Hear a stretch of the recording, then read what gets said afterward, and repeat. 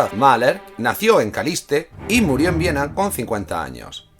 Su padre trabajaba como cochero y después como posadero y se casó con 30 años con una muchacha de 19, hija de un fabricante de jabón. El matrimonio tuvo 14 hijos, de los que sobrevivieron 6. Gustav fue el segundo. Medio año después de su nacimiento, la familia se trasladó a una ciudad más grande y los padres montaron una destilería y una taberna. El niño descubre un piano en la casa de los abuelos y fue como si hubiese encontrado la Play. Además, le regalaron un acordeón y se aprendía las marchas militares que pasaban junto a su casa. El padre vio el potencial del zagal y lo apuntó a clases de teoría musical y de piano con 5 añitos. Dio su primer concierto con 10 años, por lo que fue considerado un niño prodigio.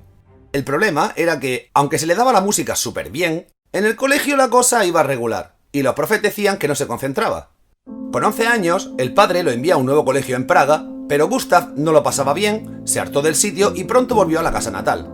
Lo de que no lo pasaba bien iba a ser una constante en su vida. Mahler siempre vivió la muerte muy de cerca y se obsesionaba con ella, pues vio morir a 7 hermanos suyos. Con 14 años murió su hermano de 13 y tras una larga enfermedad, y un año después comenzó a componer una obra en honor a su hermano, pero lamentablemente hoy no conservamos ninguna copia.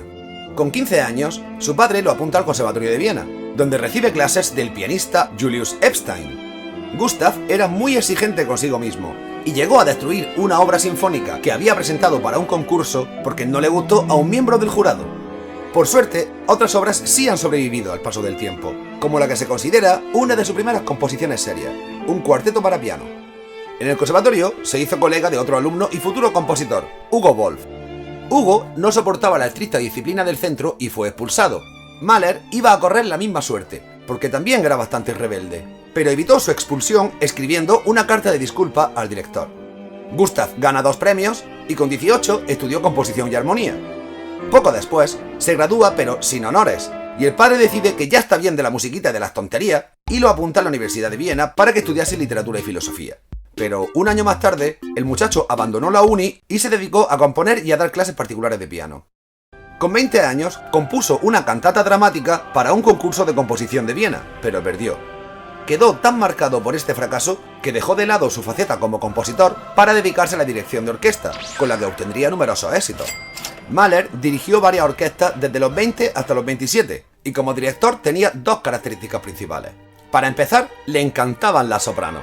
Y probablemente te suene el apellido von Weber, porque Marion estaba casada con el nieto del que siempre están todos los fregados. Por otro lado, Mahler era tan exigente como director que los intérpretes tenían continuas disputas con él, pues decían que los trataba como un domador de leones trata a sus animales. A cambio, el público y la crítica opinaban que el resultado era exquisito y recibió varios premios. De su primera época compositiva apenas se conservan obras.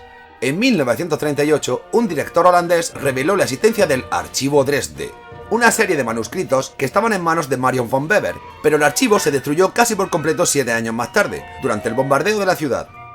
Con 29 años murió su padre, y ese mismo año fallecieron su hermana y su madre. Mahler, que hacía unos meses que se había mudado a Budapest, tenía varios problemas de salud. Poco después estrenó su primera sinfonía.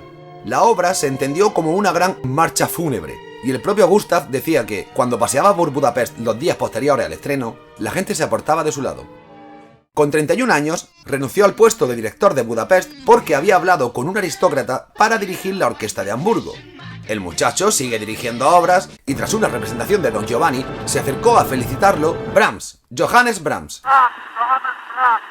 Un poco más tarde, dirigió una ópera de Tchaikovsky en presencia del compositor. Al final del concierto, el ruso subió a saludar y describió a Mahler como no del tipo normal, sino simplemente un genio ardiendo con un deseo de dirigir. En verano de ese año, se lleva durante 6 semanas a los cantantes de Hamburgo hacia Londres para realizar una temporada de ópera alemana. Allí dirigió varias óperas de su ídolo, Wagner. Mientras la mayoría de sus intérpretes decían que el director inspiraba odio y respeto casi en igual medida, encontró apoyo en Hans von Bülow.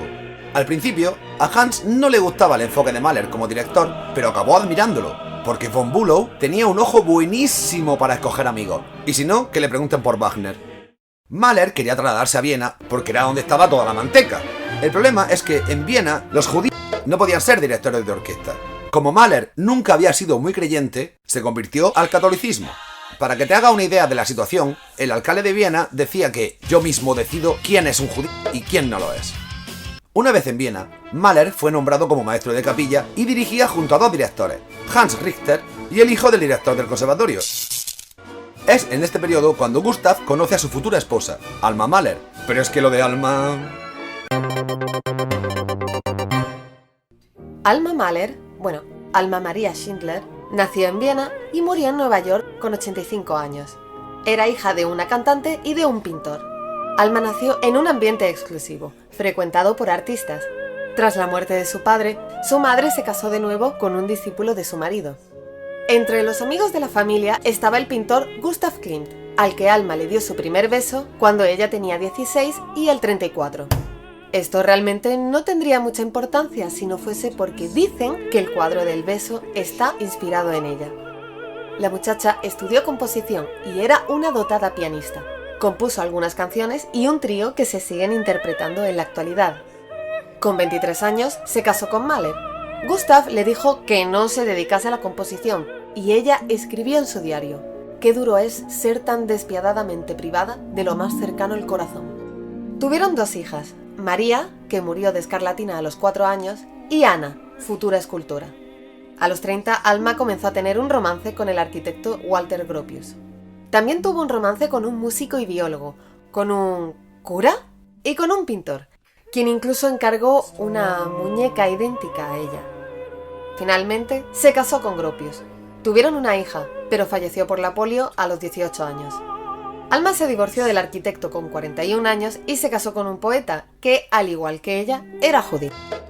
Por ello, tuvieron que huir de Alemania a Nueva York, parando antes en España y en Portugal. El poeta murió 7 años después y Alma permaneció en Nueva York, donde falleció con 85 años. Mientras Gustav y Alma empezaban a conocerse, compuso varias sinfonías y escribió también el ciclo de canciones a los niños muertos. A Alma no le hacía ni pizca de gracia que hiciera esas canciones, y 4 años después de componerlas, perdió a su hija María, de 4 años.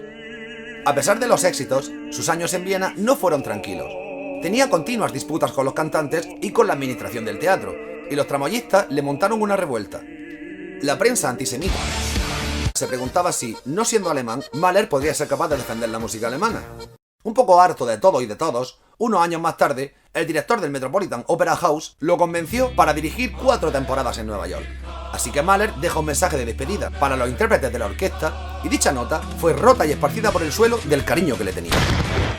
En 1910, Mahler interceptó una carta de amor entre Alma y el arquitecto Gropius. Gustav pidió cita con el psicoanalista Sigmund Freud, que le dijo que el problema era que Mahler buscaba una mujer como su madre. Con 50 años, Gustav dio su último concierto, con 40 grados de fiebre y con la garganta hecha pedazos. Tras unas semanas en cama, le diagnosticaron una endocarditis bacteriana, una enfermedad a la que son propensas las personas que sufrían defectos en las válvulas cardíacas, como era su caso, y para la que la tasa de supervivencia, antes de que se inventasen los antibióticos, era prácticamente nula. Poco después del diagnóstico, la familia y una enfermera abandonaron Nueva York para dirigirse a París, donde llegaron 10 días después.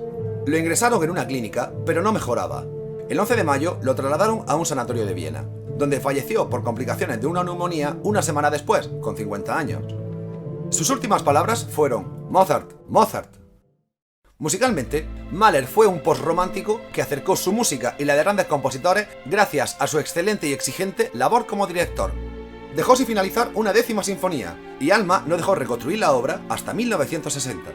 Le gustaba componer en pequeñas cabañas rodeadas de un bonito paisaje, donde no se le podía molestar ni hacer ruido cerca. Su música la podemos dividir en 3 periodos. El primer periodo dura más de 20 años y se extiende desde 1880 hasta culminar su 4ª sinfonía, y esta época destaca por su obra sinfónica programática. Él decía que escribir una sinfonía es como construir un mundo.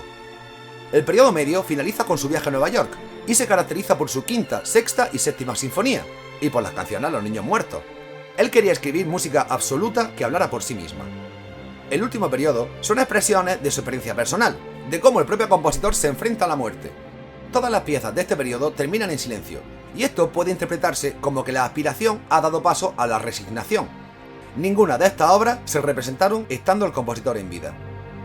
Para terminar, os dejo con esta cita suya: lo mejor de la música no puede hallarse en las notas,